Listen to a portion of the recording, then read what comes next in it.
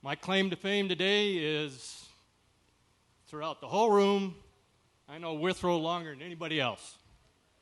We met each other 12 years old, so 53 years.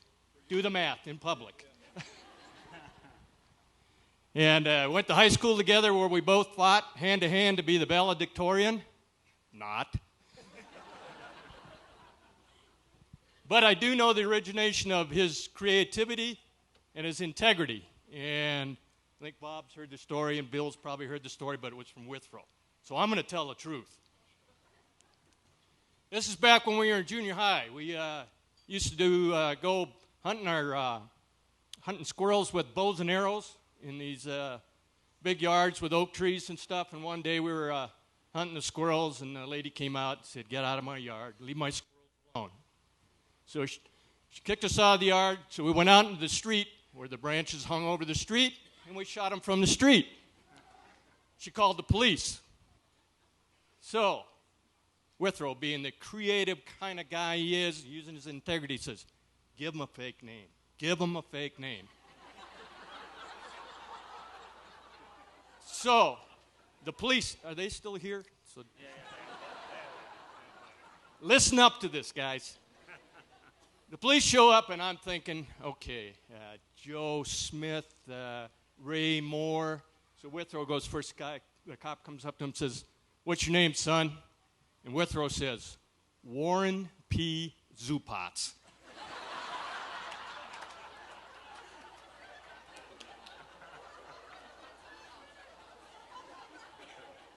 Where that came from, there's your creativity. I'm extremely proud of my buddy. We've been friends for a long, long time. And somebody said something about telling lots of stories. Boy, I've got a lot. A lot. Thanks, bud. Fantastic. All right. Rolling right along here. Thank you so much for this contribution. And here we have a young man that wants to say a couple of words. Oh. I'm told this will work. Oh, yeah, no. Here's the rest of the story on Rice. Can I do this, Rice? No.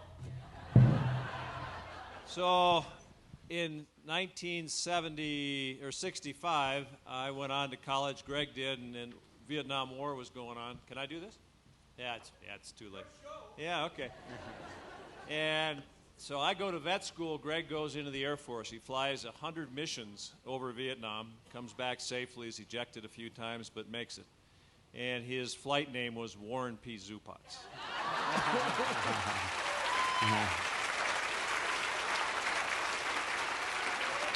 That's excellent.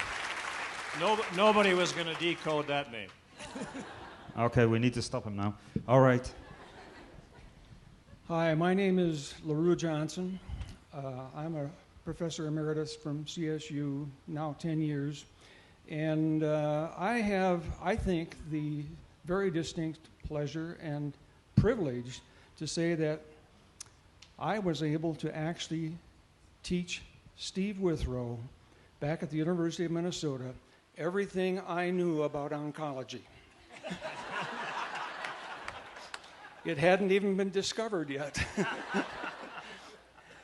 But what I want to share with you is one other thing, because along the development with this Animal Cancer Center, it was preceded by various ologies within the college. You know, there's ophthalmology and radiology and neurology, and now comes oncology.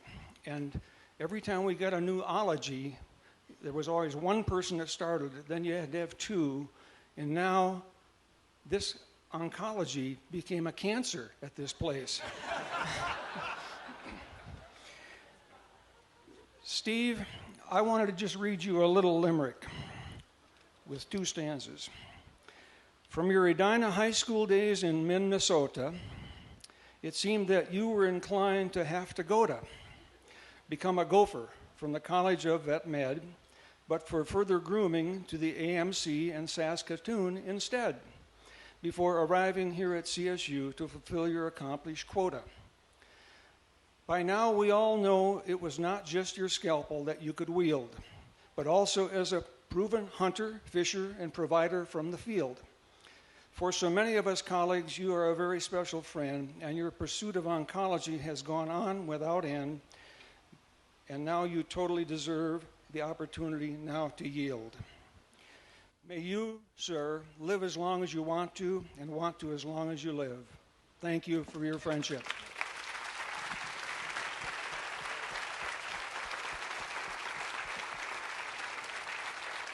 I know, thank you. I know Ken is already jumping the bit to say something, so Ken, give me a hug. I haven't seen you for so long, Tom.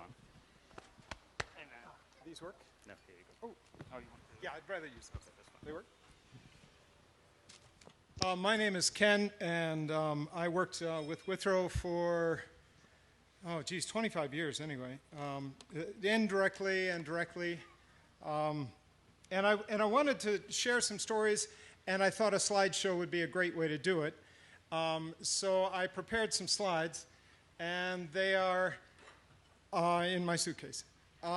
So we're going to just face the screen and pretend the slides are here. Like, here's the first slide.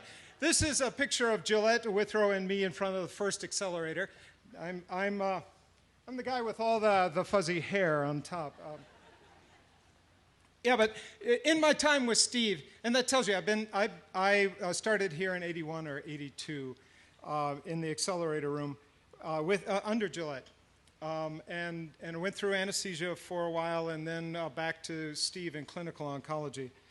And Steve could always keep the big picture in mind for us, and one of the ways that he did that was to gather us all up and take us to cancer camp every year, and I really thought that we needed to see some pictures of cancer camp. So, and we've talked a little bit about cancer. We know cancer camp. We know that it's Sky High Hope Camp, and we know that it's for children who and their siblings who have cancer, and it really was a grounding, focusing event for all of us. It gave us a chance to remember why we were working in the trenches. So here's a picture of Withrow playing ball with some of the kids at camp. Withrow's the guy with the target on his shirt and horse turds everywhere. The kids loved to throw horse turds at him, and as a matter of fact, it was a practice that we tried to bring into the hospital, too. It just didn't go well. Here's a picture of Withrow and little 9-year-olds standing around a campfire peeing into the fire. And it was his way of normalizing the fact that they were usually PU, PD, and usually from their chemo. So it was a great normalizing thing to do. Here's a picture of Withrow peeing in the fire after the kids had gone to bed. Here's a picture of Withrow peeing off the porch after the fire went out. Here's a picture an hour later of his commitment to normalizing that particular thing for the kids was astounding. Now, being a recovering Catholic, Steve also wanted us to experience the spiritual side of cancer camp. So he insisted that we go to church every Tuesday during camp. So here's a picture of Withrow taking communion at a small church in Woodland Park. Here's a picture of Withrow buying a round of communion for the rest of us. Here's a picture of Withrow dancing with Krista in front of the choir. Here's a picture of the Woodland Park police escorting us back to camp. And here's a picture of the camp director telling Withrow we can't wear our camp shirts to church anymore. You know, you can always tell a great man by the idioms that he leaves in his wake. Here's one. Einstein says imagination is more important than knowledge. And one from Isaac Newton, if I have seen further, it's because I've been standing on the shoulders of giants. Here's one from Withrow. Save a life, use a knife. Here's another great Withrowism. Win big, lose big. 50-50. You've already heard that on the video. And here's one. This is G-O-I, Goi. The first time he said that to me, I thought he was saying, I had just sat in his office, and I just had a long conversation about struggles I was having, and he listened patiently, and he looked at me and he said, Goi. And really, I thought he said, go away. But I left the office thinking, okay. And I went to Linda, and I said, he said, Goi. And she says, oh, yeah, that means get over it.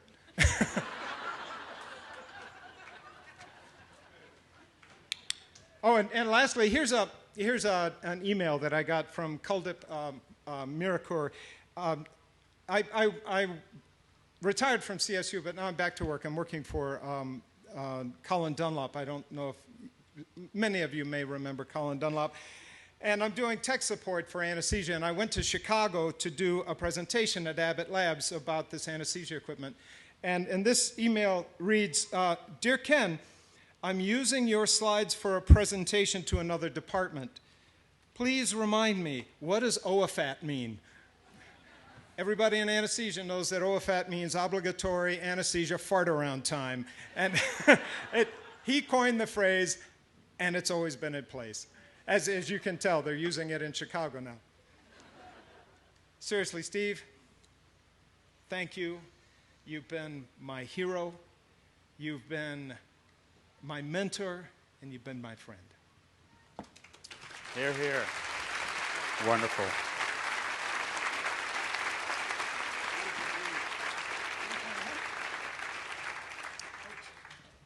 All right.